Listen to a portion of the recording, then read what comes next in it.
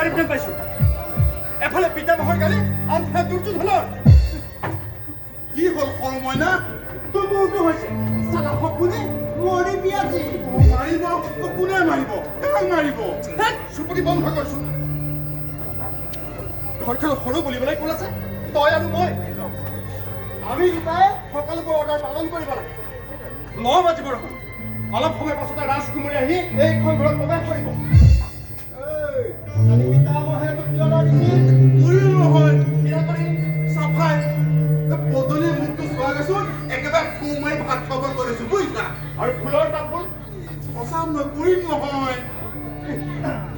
এই পৰ্দাবোৰ চেঞ্জ কৰিব দিছিলোঁ কৰিলে না কৰিম মই একেবাৰে সকলো একেবাৰে কৰিম কেতিয়া কৰিবি অলপ সময় পাছত ৰাজকুমাৰ আহি কিন্তু এইখন ঘৰত প্ৰৱেশ কৰিব তেতিয়া যদি এইবোৰ বস্তু এনেকৈ থকা দেখা পায় তোৰ কিন্তু অৱস্থা বেয়া হৈ যাব কৈ থলো কিন্তু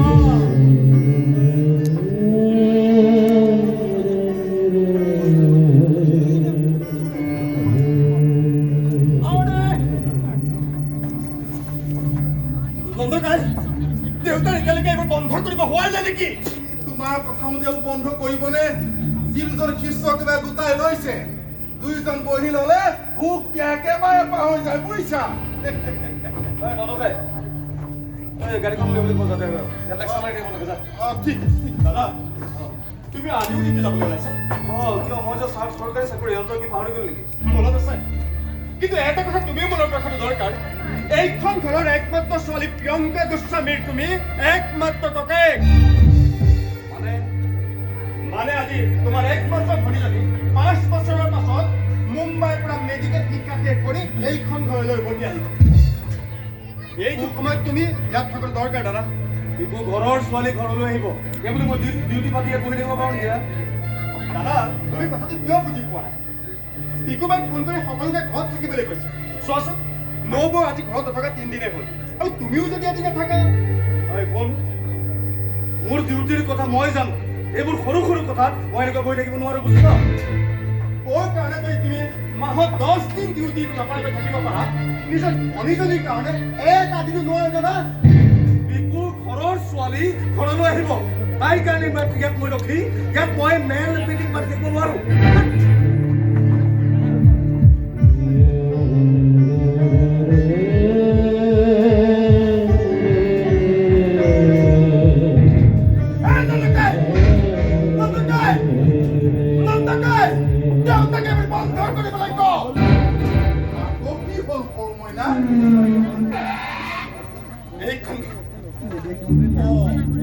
এইখন ঘৰৰ মানুহবোৰ যন্ত্ৰ হবলৈ লৈছে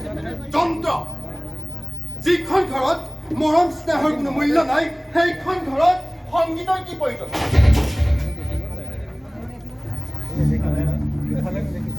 ৰাজকুমাৰী আহিছে পাইছো বুজিছা মইনা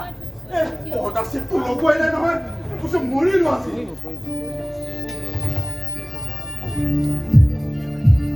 ভগৱান কি হ'ব এতিয়া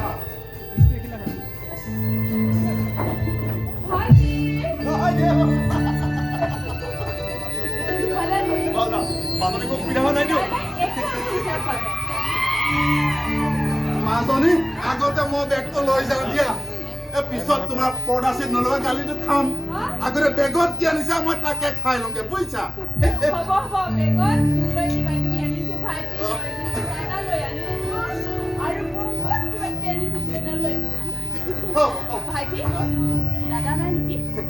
চৰকাৰী গোলাম নহয় জানো আনৰ পৰা কেনেকৈ 2টা পইচা সৰকাব পাৰি তাৰ ধানত চাগে ওলাই জন্মৰ ঘৰখনতকৈ নবৌৰ কাৰণে তই আপোন হলি কেনেকৈ বাইদেউ বাৰু সেইবোৰ বাদ পৰীক্ষা কেনেকুৱা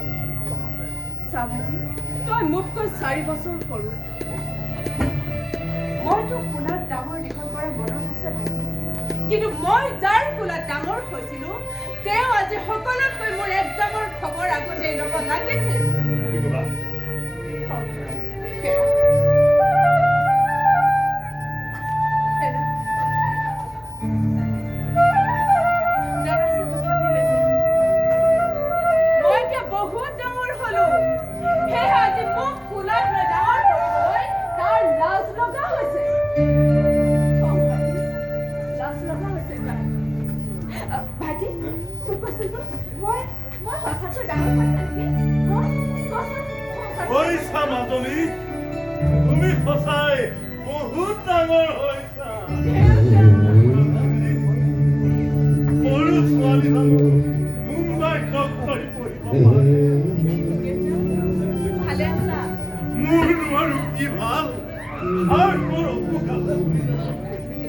নাই তেতিয়া তই আহিলি যেতিয়া চিকিৎসা কৰিবি সিহঁতৰ সকলো বেমাৰ ভাল হৈ গুচি যাব ৰবিও এইটো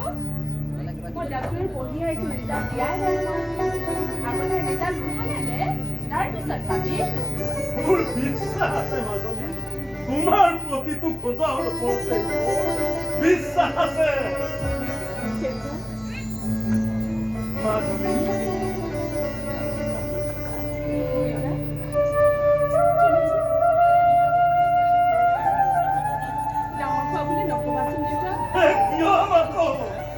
আৰু দুদিনৰ পাছত মই যোৱাই চিলেকশ্যন কৰিব লাগিব আৰু তুমি দেউতা ভিনিহে এটা বিচাৰ দেউতা তুমি যে কি কথাবোৰ কৈ থকা নহয়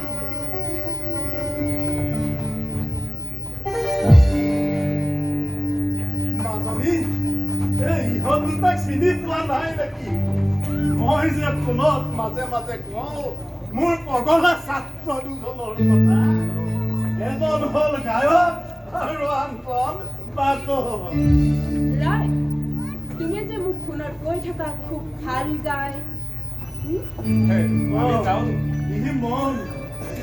আৰু প্ৰীতমো কিন্তু কম নহয় দেই এই গীটাৰখন হাতত ল'লে তাৰ আঙুলি যাদুৱে বেলে এই ইহঁতক লৈ মোৰ বহুত সপোন আছে মাজনী হ'ব ছাৰ এতিয়া আমি যাওঁ নেকি ৰবা তোমালোক এতিয়া যাব নোৱাৰা নহয় মানে আমাৰ এটা বেলেগ কাম মই তোমালোকক এনেদৰে যাব দিব নোৱাৰো শুনিছা নহয় কালিলৈ মোৰ বাৰ্থডে আৰু তোমালোক দুয়োজনে মোৰ বাৰ্থডে গান গাব লাগিব